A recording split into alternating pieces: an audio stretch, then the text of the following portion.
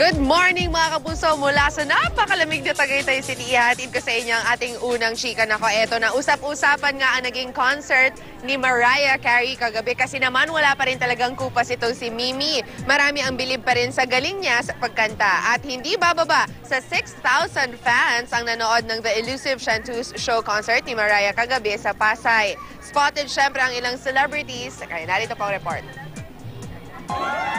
Dagsa ang tao sa concert ng international pop star na si Mariah Carey kagabi sa MOA Arena.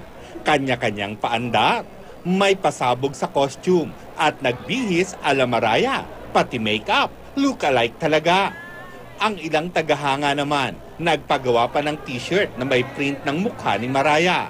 Lahat ng effort, sulit nang masilayan na nila ang kanilang idolo. Pati din ng ilang celebrity na karamihan sa kanila may kani-kanyang date. Si Valerie Concepcion, kasamang nanood ang anak na si Fiona.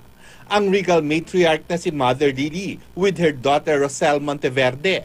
R&B Princess Kyla together with her husband Rich Alvarez. Kasama rin ni Cheryl Reyes Tan ang kanyang asawa. Nanood din ang actress and beauty titleist na si Gloria Diaz. At lahat sila talaga namang nag-enjoy nang makita ang kanilang forever idol.